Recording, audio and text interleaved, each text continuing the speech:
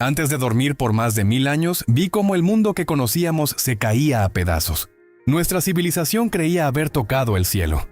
Teníamos tecnología que parecía magia, ciudades que rozaban las nubes y el conocimiento de siglos al alcance de nuestras manos.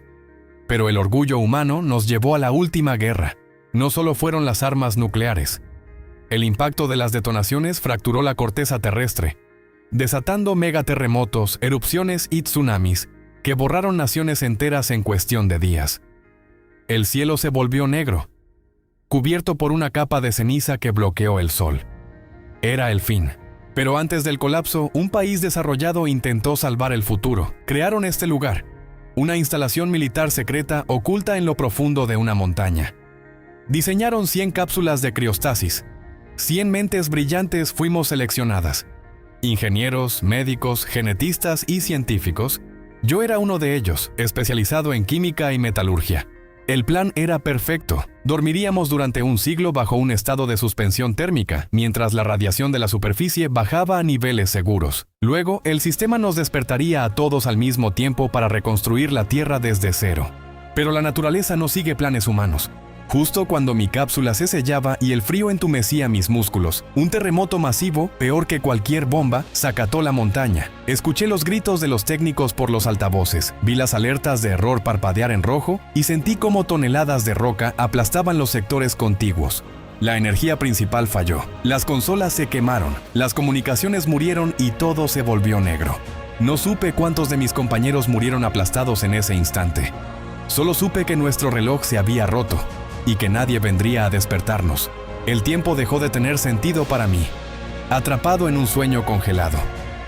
Afuera, los siglos pasaron. Las grandes metrópolis se convirtieron en cementerios de metal cubiertos por la selva. Los pocos sobrevivientes en la superficie cayeron en la ignorancia. Olvidaron la ciencia, olvidaron la historia y regresaron a la edad de piedra. Para ellos, nuestro pasado se convirtió en un mito. Una leyenda sobre dioses antiguos que vivían en las estrellas y que un día castigaron la Tierra. 1000 años después del fin del mundo, una nueva réplica sísmica abrió una grieta en la montaña sagrada. Una joven nativa de una tribu local entró al búnker buscando refugio. Su mirada reflejaba el miedo de estar pisando la tumba de los dioses, pero la curiosidad pudo más, al explorar entre los escombros de metal oxidado. Sus manos tocaron una palanca de liberación manual que aún conservaba energía hidráulica por pura casualidad. Un chispazo eléctrico iluminó la sala. Los engranajes oxidados crujieron.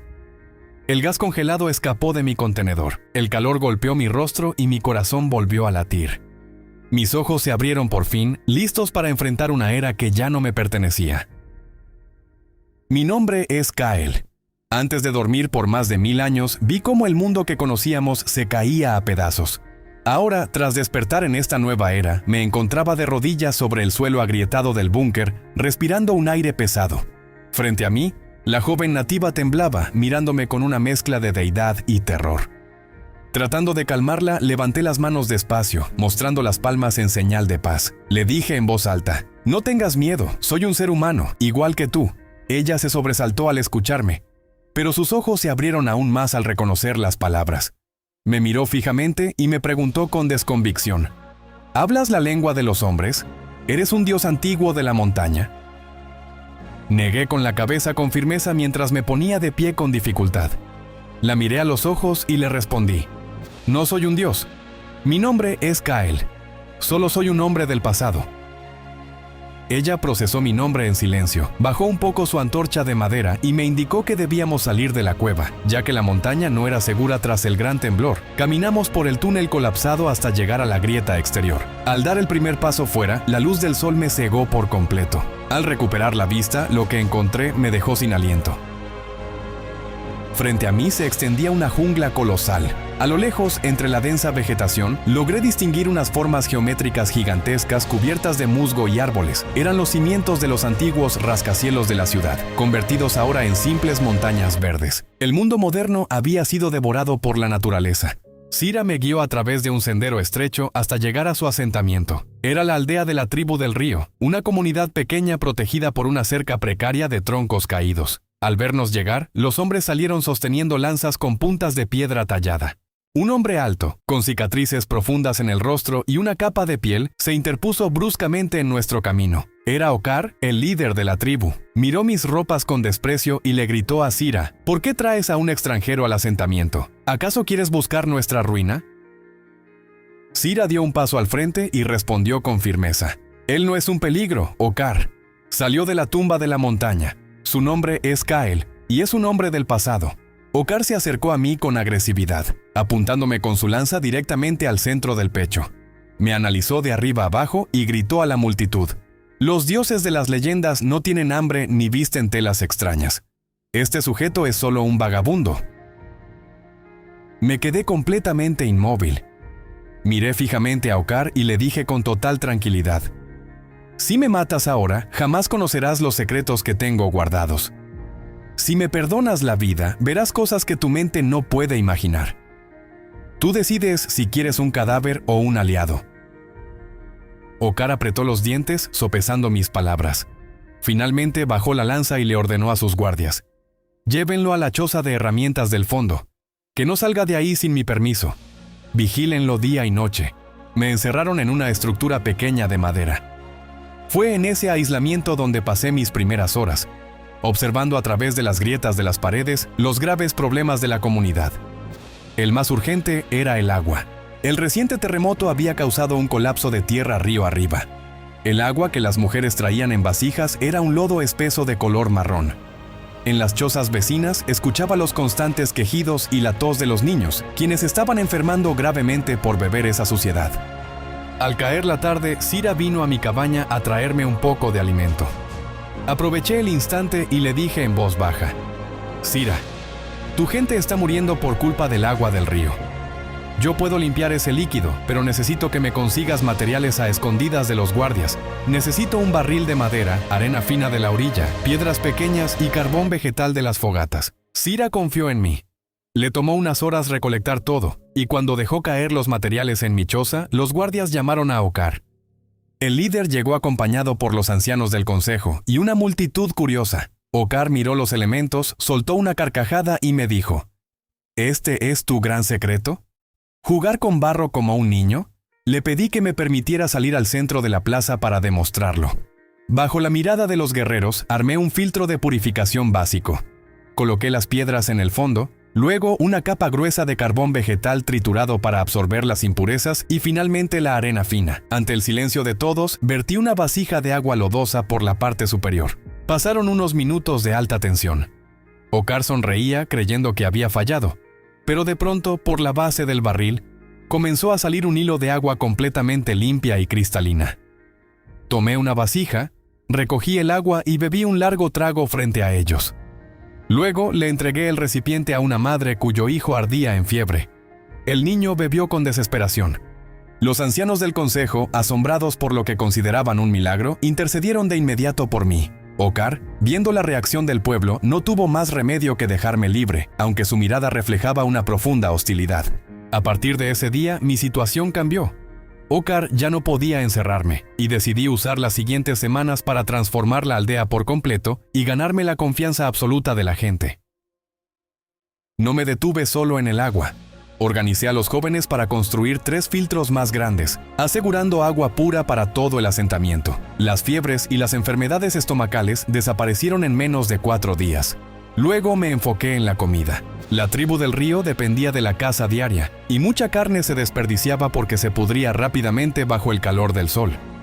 Diseñé unos secaderos de madera elevados y les enseñé la técnica del ahumado utilizando maderas específicas de la selva. En una semana, la aldea pasó de vivir al día a tener por primera vez un almacén con provisiones para varios meses. También mejoré las condiciones de vida básicas. Les enseñé a construir letrinas alejadas de las chozas y del río para evitar futuras contaminaciones, y diseñé herramientas de cocina más eficientes utilizando piedra pulida mediante sistemas de fricción que aceleraban el trabajo de las mujeres. La aldea comenzó a prosperar a un ritmo que nunca antes habían visto. Los niños jugaban sanos. Los almacenes estaban llenos y la gente ya no me miraba con temor, sino con un respeto profundo. Me veían como su protector, el hombre que traía las soluciones del pasado. Sin embargo, al cumplirse la tercera semana de mi llegada, la paz se rompió. Un explorador de nuestra propia tribu llegó al campamento arrastrando los pies, herido en la espalda y con el rostro pálido por el terror.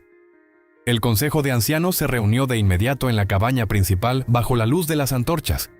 El mensajero, con la voz entrecortada, dio la alarmante noticia: la tribu del viento viene hacia aquí. Han cruzado el Valle del Este. Son 3 veces más numerosos que nosotros y exigen la mitad de todas nuestras provisiones y a 10 de nuestros jóvenes como sirvientes antes de la próxima luna llena. Si no cumplimos, destruirán la aldea. El pánico se extendió entre los ancianos. Ocar se puso de pie de inmediato, golpeando la mesa de madera con su mano, y habló con un tono lleno de falsa preocupación. No tenemos opción. Debemos aceptar sus demandas. La tribu del viento es despiadada. Además, recuerden que ya pagamos tributos de comida a la gran tribu del colmillo para que no nos destruya. Si entramos en guerra con la tribu del viento, seremos borrados de la tierra antes de que termine el mes. Entregar los recursos y a los jóvenes es el único camino razonable. Escuché el debate en silencio desde el fondo, analizando cada palabra de Ocar. Su razonamiento parecía lógico basado en el miedo, pero mi mente analítica vio la verdad oculta. Sus ojos no reflejaban temor, sino cálculo. Ocar no estaba intentando salvar a su pueblo. Estaba buscando una salida cobarde, entregando la vida de los hijos de los demás para mantener su propio estatus de líder y evitar un conflicto que no sabía cómo manejar. Me puse de pie. Caminé hacia el centro de la reunión y miré fijamente a Ocar frente a todo el consejo. Mi voz resonó con fuerza en la cabaña. Someterse ante una amenaza no es una estrategia de supervivencia, Ocar. Es una sentencia de muerte lenta. Si entregamos la comida que tanto nos costó almacenar, moriremos de hambre en el invierno. Si entregamos a nuestros jóvenes, perderemos el futuro de esta tribu. Tus lanzas de piedra ciertamente no pueden contra un ejército 3 veces mayor en campo abierto, pero si me entregan el mando de las defensas esta misma noche, yo les enseñaré a pelear utilizando la mente. Ocar se enfureció, acusándome de ser un extranjero que solo buscaba la destrucción de la tribu del río. Pero los ancianos del consejo miraron hacia afuera de la cabaña, observando a los niños sanos y los almacenes llenos gracias a mis proyectos. El chamán principal se levantó y dijo con solemnidad: el ingeniero nos dio salud y sustento cuando estábamos en la miseria. Ocar, tus palabras solo ofrecen sumisión. Queremos escuchar el plan de Kael. Al verme respaldado por el consejo, Ocar retrocedió, dándose cuenta de que su control absoluto se había desvanecido.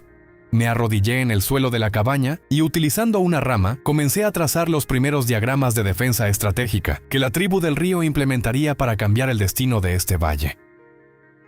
La rama seca se hundió en la tierra blanda, dibujando líneas precisas bajo la luz oscilante de las antorchas. Los ancianos y los guerreros principales observaban en silencio absoluto, fijos en los extraños patrones geométricos que yo estaba trazando. Uno de los cazadores más experimentados, un hombre robusto llamado Thorin, dio un paso al frente. Miró el mapa de tierra, luego me miró a mí y habló con evidente confusión. Kael, no entiendo este diseño. Los hombres de la tribu del viento marcharán de frente por el centro del valle. Lo lógico es que los esperemos en la entrada del campamento con nuestras lanzas en alto. Cavar agujeros en el suelo parece el comportamiento de un animal asustado, no de un guerrero. Clavé la rama en la tierra y lo miré con total calma. Sabía que cambiar su mentalidad militar primitiva era tan importante como construir las armas. Le respondí con voz pausada: Thorin, si los esperas de frente, tu línea de guerreros chocará contra un muro de hombres 3 veces mayor. No importa qué tan valiente seas, la matemática de la fuerza bruta te aplastará en 5 minutos. Estas líneas en zigzag no son para escondernos, son trincheras estratégicas. Obligaremos a su vanguardia a entrar en un pasillo estrecho, donde su superioridad numérica no servirá de nada. No pelearemos con el cuerpo, Thorin. Pelearemos con el espacio y el tiempo. Los ancianos asintieron lentamente, convencidos por la fría lógica de mis palabras. Thorin guardó silencio, analizando el dibujo antes de golpear su pecho en señal de aceptación. El consejo se disolvió y la aldea entera de la tribu del río se transformó en un hormiguero de actividad humana bajo las primeras luces del amanecer. Durante los siguientes 3 días, el esfuerzo fue extenuante. Dividí a la población en 3 grupos de trabajo bien coordinados. Los hombres más fuertes se encargaron de cavar las zanjas profundas en los puntos de acceso del valle, siguiendo mis indicaciones exactas para ocultar el fondo con estacas afiladas de madera dura. Las mujeres y los ancianos recolectaban follaje y ramas delgadas para cubrir las trampas, haciéndolas invisibles a simple vista. Mientras tanto, yo me encerré en la choza de herramientas junto a Cira y un pequeño grupo de jóvenes artesanos. Estábamos construyendo el arma que equilibraría la balanza, la ballesta mecánica.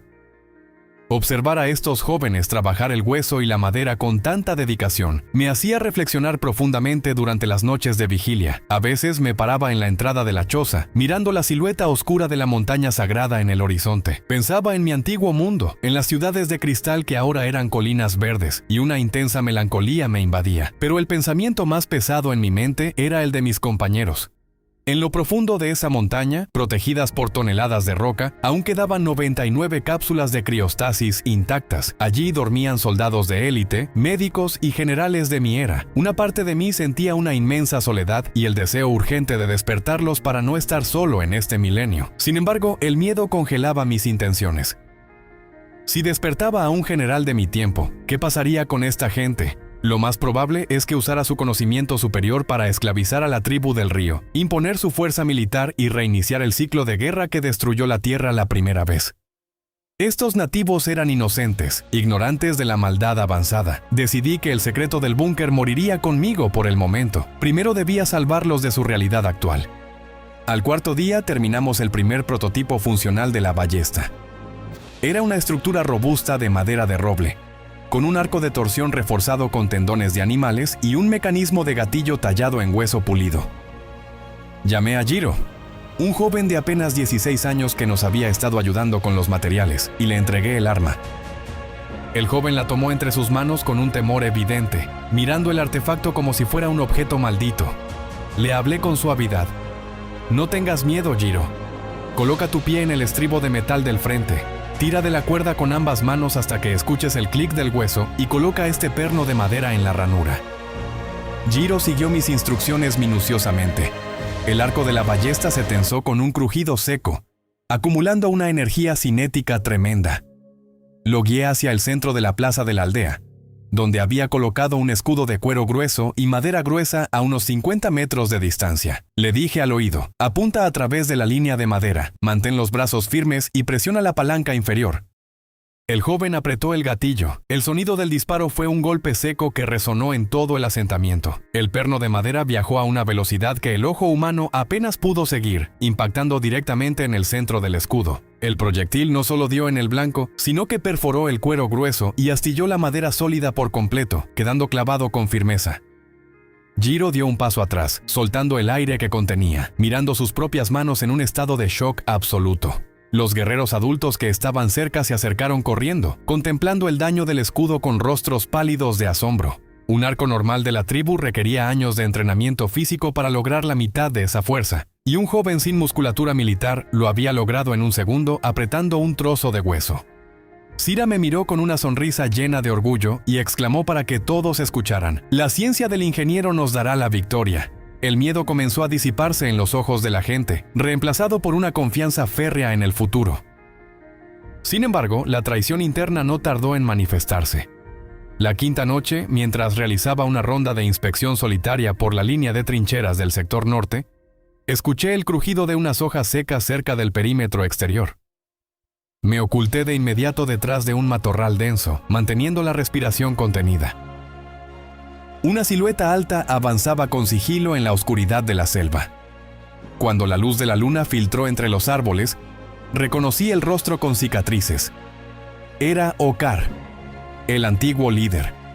Llevaba consigo un rollo de corteza de árbol, donde yo había estado dibujando los planos de las trampas de caída y las zonas de emboscada. Estaba intentando robar la estrategia para entregarla a la tribu del viento.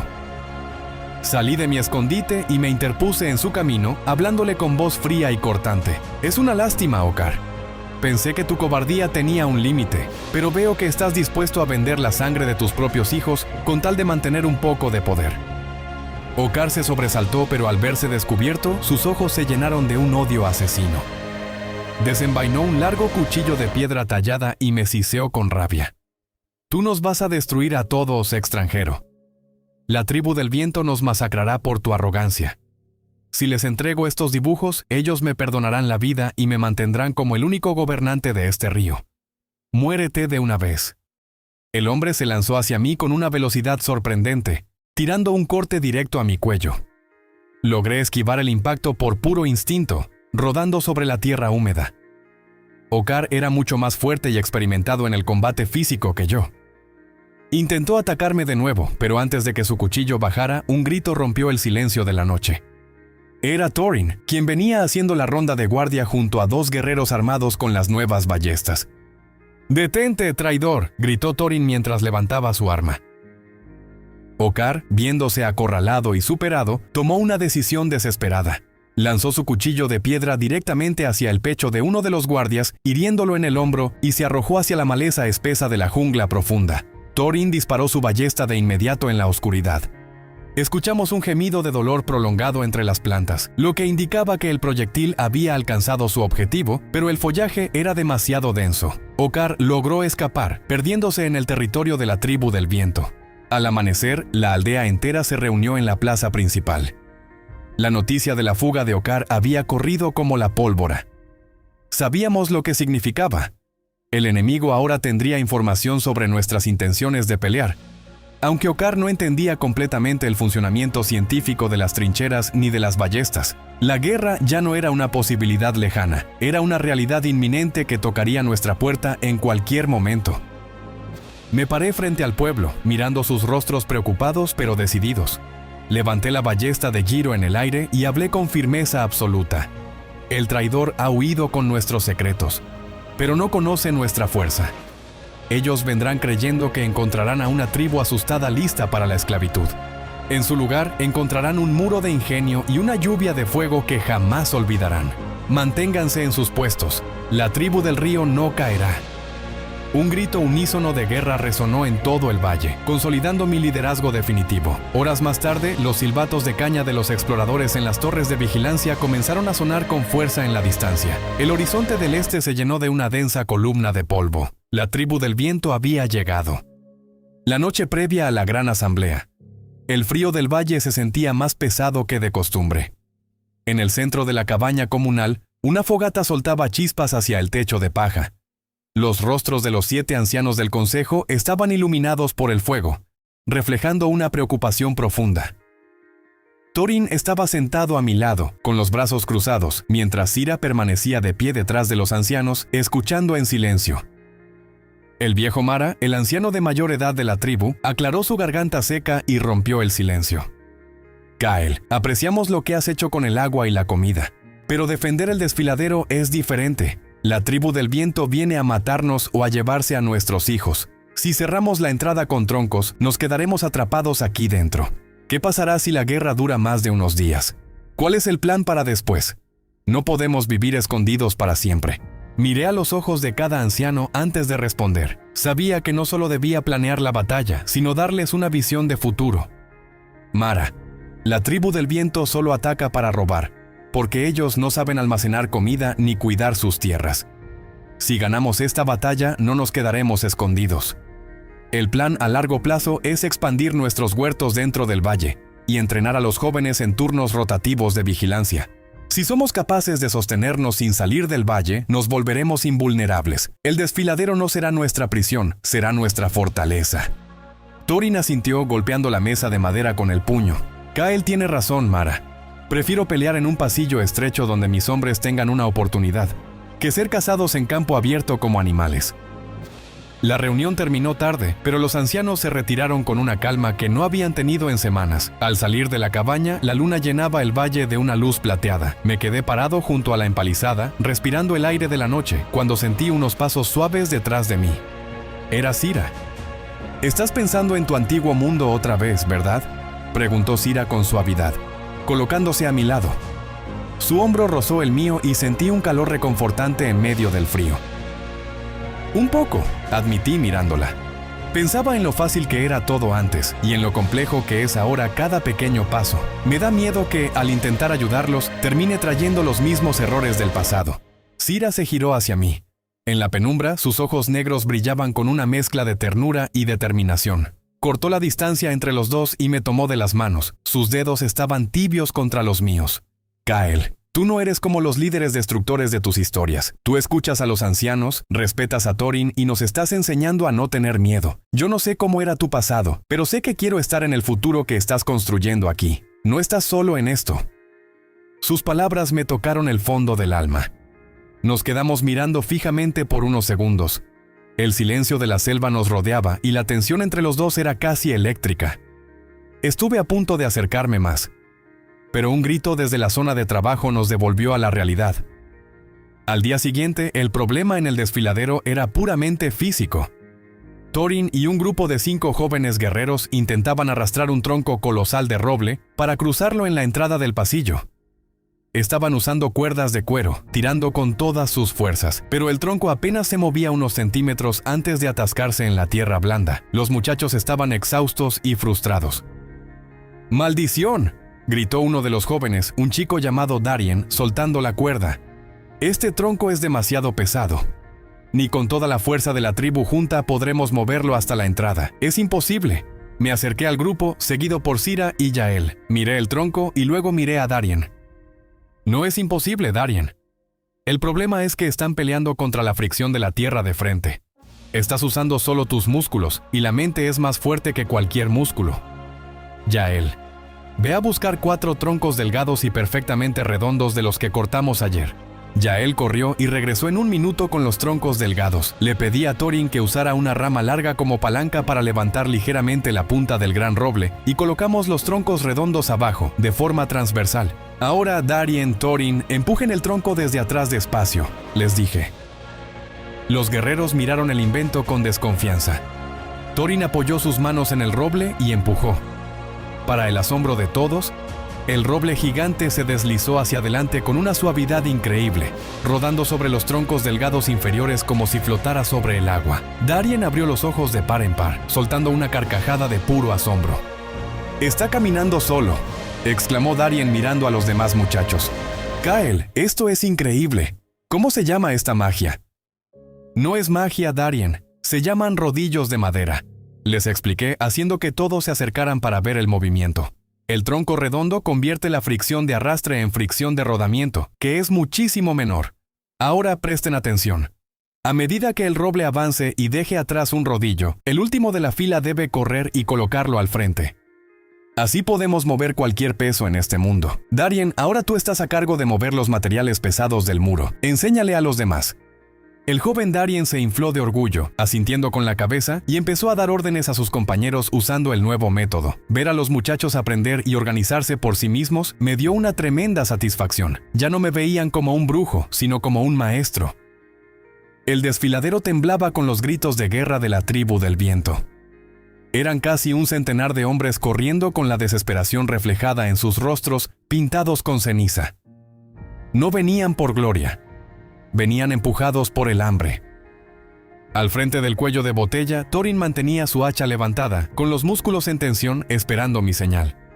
«Kael, ya están en la zona», gritó Yael desde la torre de madera, sosteniendo la cuerda que liberaría la red de rocas colgantes. «Si la suelto ahora, aplastaremos a toda su vanguardia de un solo golpe». Miré hacia abajo. Vi a un joven invasor tropezar y caer en una de nuestras trincheras en zigzag. No había estacas de muerte en el fondo, solo lodo profundo. El muchacho se fracturó la pierna y empezó a gritar de dolor, abandonado por sus compañeros que seguían corriendo ciegamente. En ese llanto agónico no vi a un enemigo. Vi los fantasmas de mi antiguo mundo. Vi la misma violencia sin sentido que había convertido mis ciudades en tumbas de cristal. «No sueltes las piedras, Yael», ordené con voz firme, sosteniendo el brazo de Thorin. «Guarden esa trampa solo como último recurso de defensa si entran al campamento. No venimos a masacrar». «Pero Kael, son demasiados», protestó Thorin con los ojos inyectados en sangre por el miedo. «Si no los matamos nosotros, ellos nos matarán a nosotros». «No si les demostramos que la distancia entre su fuerza y la nuestra es un abismo», le respondí. Tomé la ballesta mecánica de Giro, apunté por encima de las cabezas de los invasores y tiré del gatillo. El perno de madera cruzó el desfiladero con un silbido ensordecedor e impactó directamente en una roca gigante que estaba justo al lado del líder de la tribu del viento. El proyectil de madera se astilló con tanta violencia que fragmentos de piedra saltaron, cortando la mejilla del jefe enemigo. El hombre se detuvo en seco, mirando el agujero en la roca con un terror absoluto. Nadie en su era había visto un arma capaz de perforar la piedra a esa distancia. Me paré en lo alto del muro de troncos, visible para todos, y hablé con una voz que resonó en las paredes del desfiladero. Escuchen, hombres de la tribu del viento. Este valle es un muro impenetrable.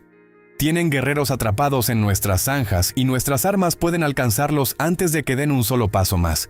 No queremos su sangre, sabemos que tienen hambre. Den la vuelta, regresen con su gente y díganle a su líder que la tribu del río no puede ser conquistada. Pero en el futuro, podemos hablar para compartir el alimento. Decidan ahora. El líder invasor miró a sus hombres caídos en las zanjas. Miró las torres de vigilancia y el trozo de roca destrozado a sus pies. El pánico venció a la desesperación. Dio media vuelta y soltó un grito de retirada. En menos de 5 minutos, el ejército enemigo huía despavoridos por el valle, dejando atrás a sus heridos. Bajamos del muro para ayudar a los hombres de la tribu del viento que habían quedado atrapados en las trincheras. Les vendamos las heridas con hojas limpias y les permitimos marchar en paz. Pero en la aldea, la celebración de la victoria dejó un sabor amargo. Esa misma tarde, el consejo de ancianos se reunió de emergencia. Thorin caminaba de un lado a otro en la cabaña comunal, visiblemente molesto. Gael, perdonarles la vida es un error que pagaremos caro. La paz es un lujo que este mundo no conoce. Volverán con más hombres, o le dirán a la gran tribu del colmillo cómo son nuestras defensas. Debimos acabar con ellos para enviar un mensaje de sangre a todo el valle. El anciano Mara asintió en silencio, compartiendo el temor de Thorin. Miré a Cira, quien estaba sentada a mi lado. Ella notó la tristeza en mis ojos y, por debajo de la mesa de madera, apretó mi mano con firmeza, dándome el valor para hablar. Thorin, dije con calma, poniéndome de pie. Si matamos a esos 100 hombres, sus hijos, hermanos y esposas, crecerán con un solo propósito en la vida, cruzar ese desfiladero para cortarnos el cuello mientras dormimos. La guerra es una bestia que nunca se cansa de comer.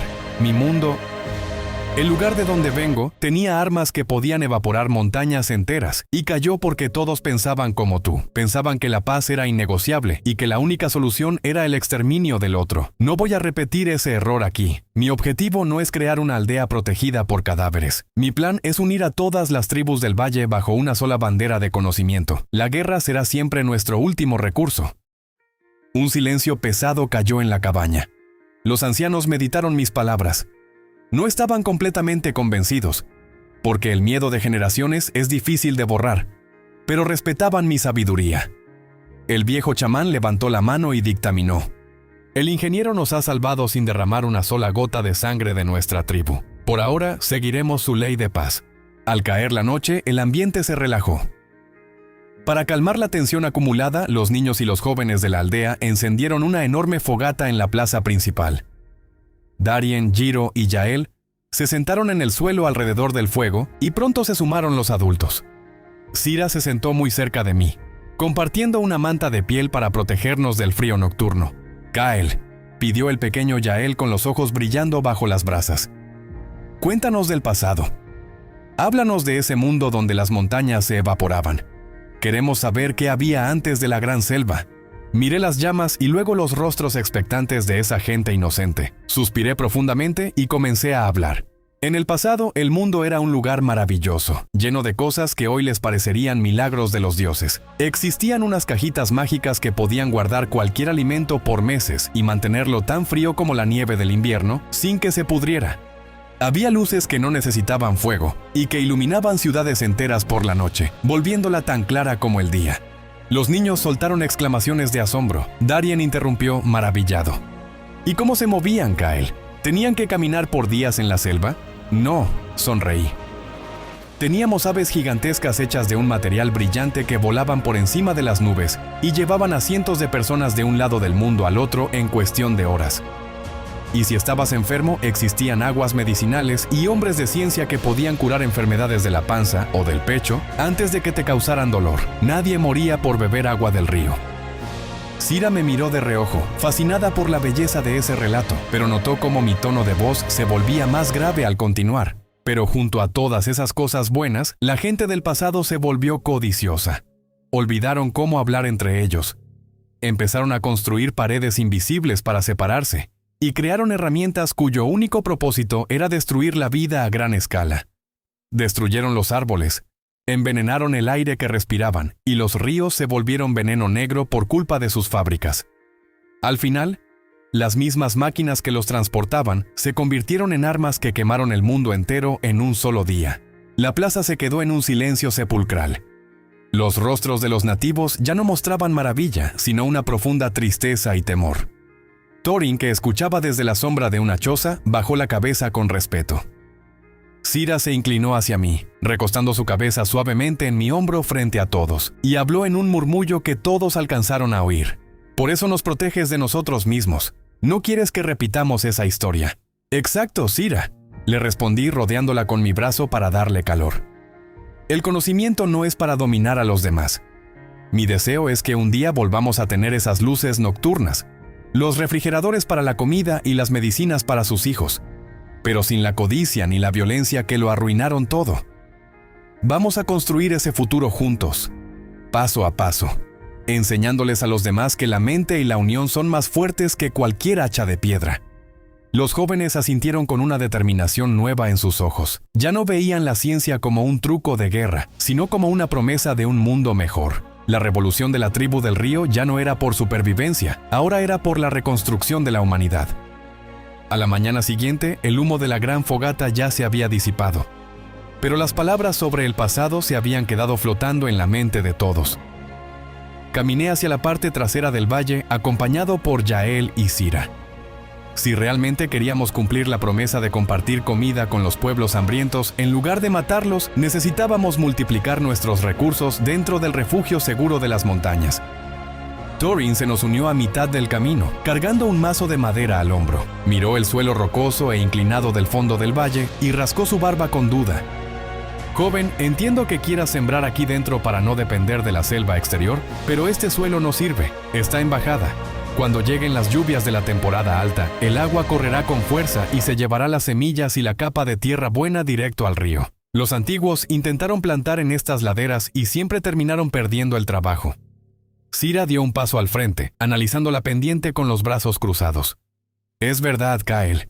La tribu siempre busca las zonas planas cerca del agua, pero esas zonas están desprotegidas fuera del desfiladero. Aquí dentro estamos seguros, pero la montaña escupe el agua demasiado rápido. Miré la ladera.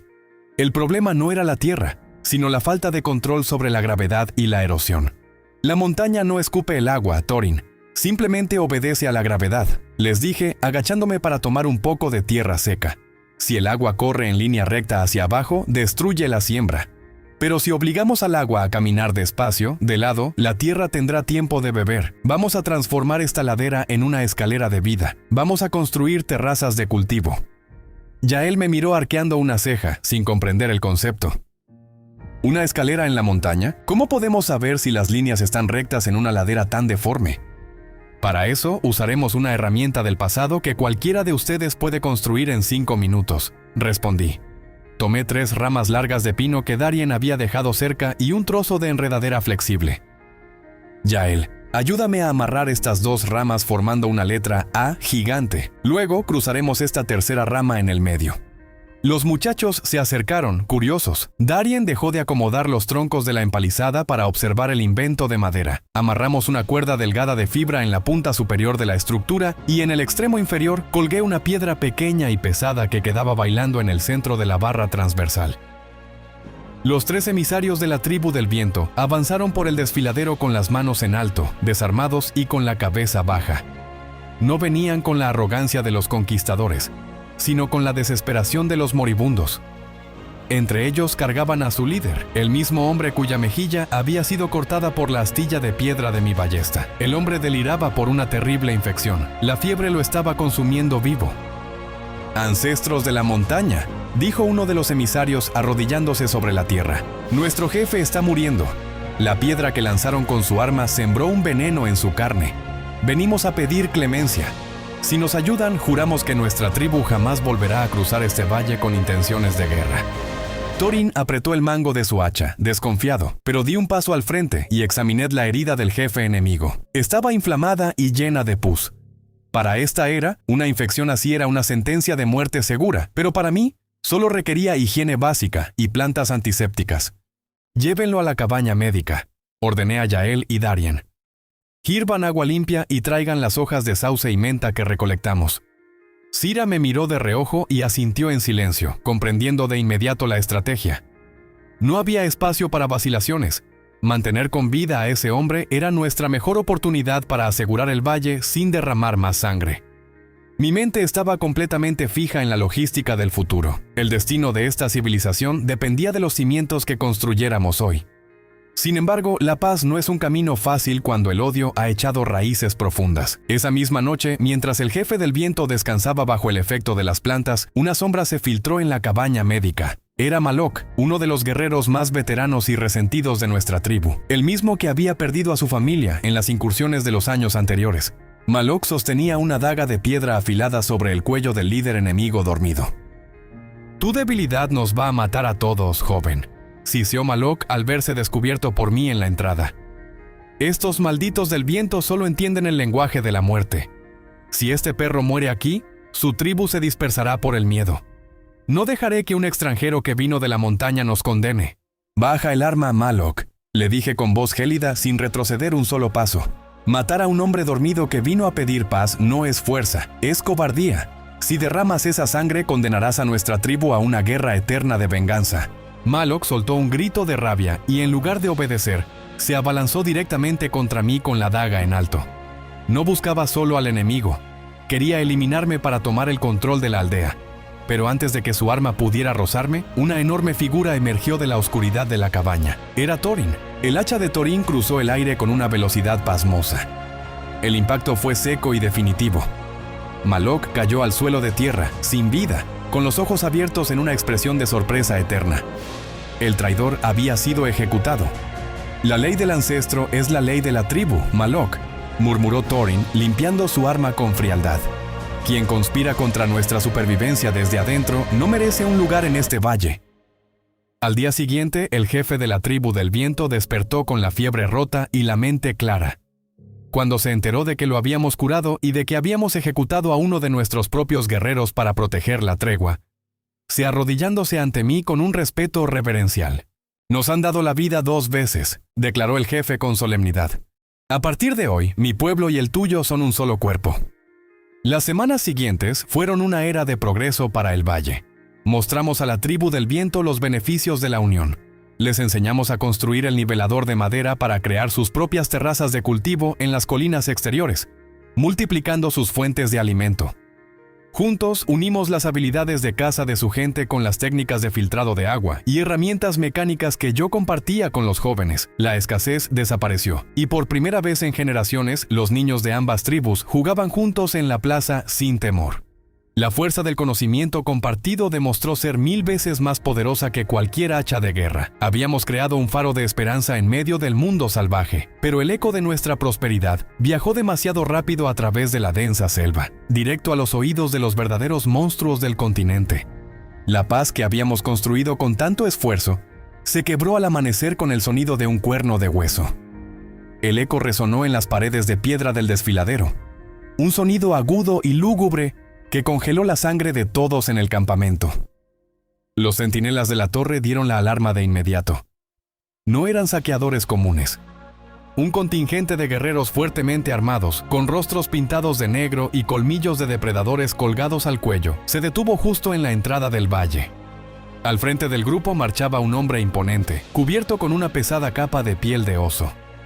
Era el mensajero de la tribu del Colmillo, el imperio salvaje que controlaba las tierras bajas y al que todas las pequeñas aldeas temían. Thorin y Sira se colocaron a mi lado en la línea de defensa. Sira sostenía su lanza con firmeza, con la mirada fija en el enemigo, analizando tácticamente sus movimientos sin mostrar un solo destello de duda o temor.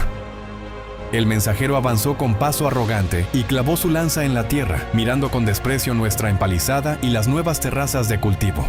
«¿Quién es el líder de este lugar?», rugió el mensajero con una voz que retumbó en el desfiladero. «El gran jefe de los colmillos se ha enterado de lo que sucedió aquí. Sabe que ejecutaron al traidor Malok por intentar romper la tregua, y sabe que la tribu del viento y ustedes ahora comparten el alimento. El gran jefe no tolera las alianzas que él no autorice. Di un paso al frente, ganándome la mirada fija del emisario. Yo hablo por este valle, le dije con voz calmada pero firme. Aquí ya no hay guerras. Si vienen en son de paz, podemos comerciar. Si vienen por otra cosa, están perdiendo el tiempo. El mensajero soltó una carcajada seca y burlona que irritó a nuestros guerreros. ¿Comerciar? El gran jefe no comercia con hormigas, joven. Exige un tributo inmediato. La mitad de todas sus reservas de tubérculos, sus filtros de agua y 10 de sus mejores jóvenes para servir en sus filas. Si se niegan, borrará esta aldea del mapa antes de la próxima luna llena. Thorin apretó los dientes conteniendo la furia, mientras Cira me miró esperando mis órdenes, lista para dar la señal de ataque a los arqueros ocultos en las rocas. Sabía perfectamente que ceder a sus demandas nos dejaría hambrientos y desprotegidos. La reconstrucción de la sociedad no se lograría de rodillas ante tiranos. No habrá tributo, respondí de manera tajante sosteniéndole la mirada. No trabajamos para alimentar la codicia de su jefe. Díganle que el valle permanece libre. El rostro del mensajero se transformó en una máscara de pura malicia. Dio un paso atrás y tomó su lanza del suelo. Esperaba que dijeras eso, joven. El gran jefe preveía tu arrogancia. Por eso él mismo ya viene en camino con la vanguardia del ejército. No tendrás una batalla ordinaria. Trae consigo la ira de los dioses.